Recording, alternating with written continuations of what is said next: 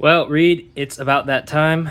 I am fulfilling my end of the bargain and showing you how I make my chia pudding recipe using a camera setup that I'm borrowing. It's pretty jank, but it is what it is. So, I have a lot of the ingredients here on the table, but I'll be going back and forth to get some. But I'll start off by putting about, I'd say 88 degrees, or fuck, I say degrees. 88 grams of chia pudding, chia seeds to make this chia pudding. Then I'll do a splash of vanilla extract. Any will work. I'll do about, let's say, 18 to like 15 grams usually. I'll tare that to make sure that you get accurate measurements each and every single time. Then I'm gonna put some cinnamon powder. Anything to make this not taste like poop, you know? I'll do about, usually, like I think, because I usually eyeball, but like 8 to like 10 grams of like cinnamon powder, because this stuff is pretty light. Alright, we'll tear that, reset it. Do like a small pinch of salt, because salt is necessary for everything. Barely even a gram, apparently. Alright, whatever. And then I will add milk. Any milk choice is fine. Just do this. I usually do it by eye level, so this is the first time I'm seeing like how much it's weighed. Looks like it's around 800, but because this is like a portion for like a full week, not just like one meal-ish. Like 814, 800-ish. Tear that. And then I grab the honey, which I pour in a large chunk. I'd say like 30, maybe 45-ish, maybe 50-ish. Maybe 50-ish, yeah, 50. Put that back.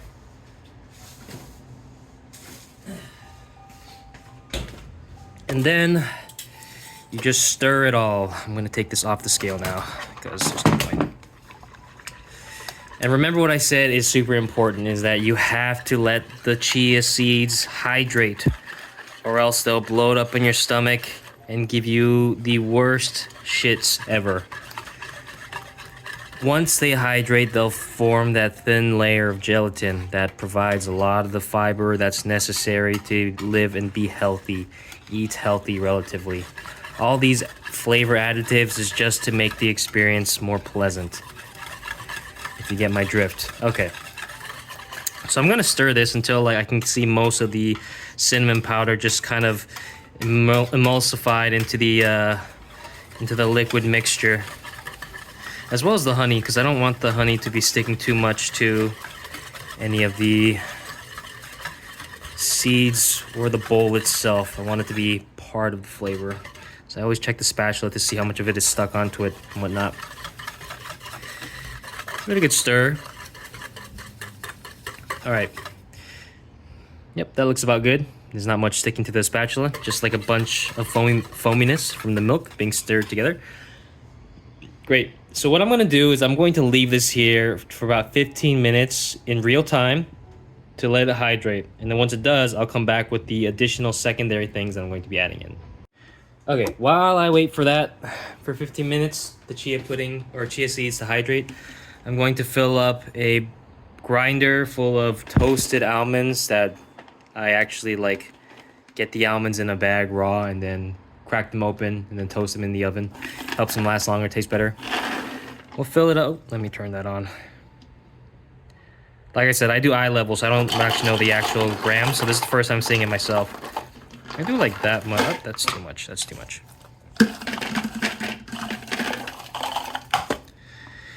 Yeah, I'd say I fill it up to that level of the grinder itself. This grinder is, how many quarts? Let me see if it says it on the actual thing. Hang on.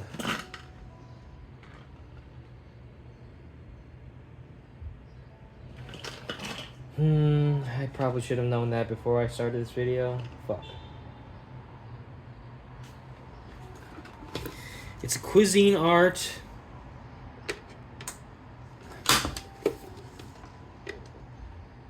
A 4-cup chopper. So I guess that's the size in relativity. 4 cups, this right here. Then what I'm going to do is I'm going to blend it.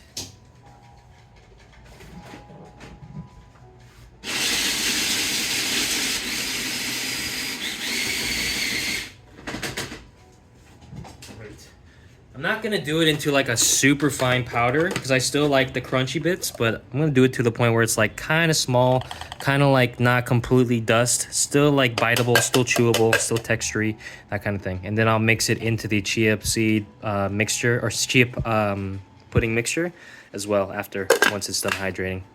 Now then, this is the bowl that I used for chia pudding in the morning. I basically use this one primarily for it every single week.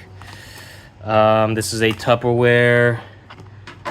The quantity size is, it says it right here, 6 cups, 1.4 liters, I think. So you can use that for general relation to how much I'm really making. And then I'm going to be lining up the bottom with the triple berry blend. Frozen fruit in chia pudding always makes a great addition, especially the flavor. Honestly, can't imagine eating without it. I'm just gonna layer the bottom line with frozen fruit.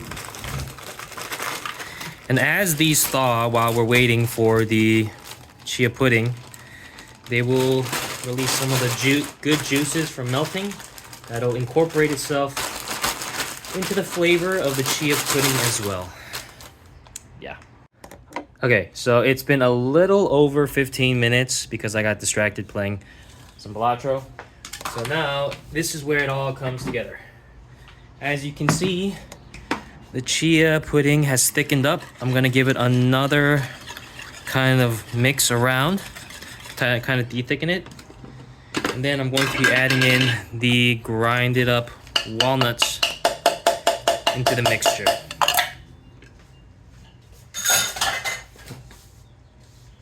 Now here's where I whip out the milk again, just because in case the added mixture of the walnuts kind of makes it too thick. I don't want that. I don't want it to be like too thick, but pudding does have that kind of consistency. Like you should be able to kind of lift it and then like see if it comes apart up with the spatula, kind of like that. And I think that's like okay. Although I'm gonna add a little bit of liquid here. I'd say a little bit, yeah.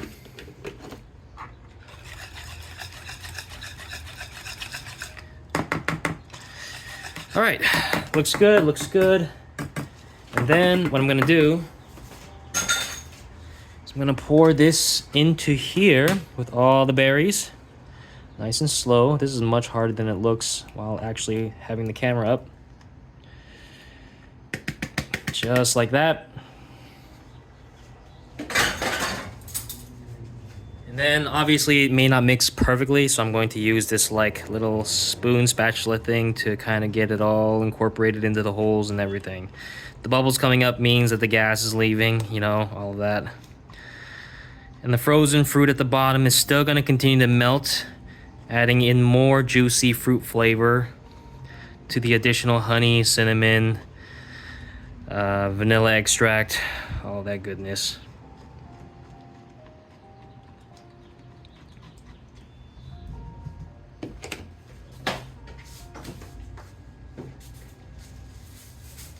So yeah, that's basically how to make it. Now to eat it, what I would do is I'd grab like a cereal bowl.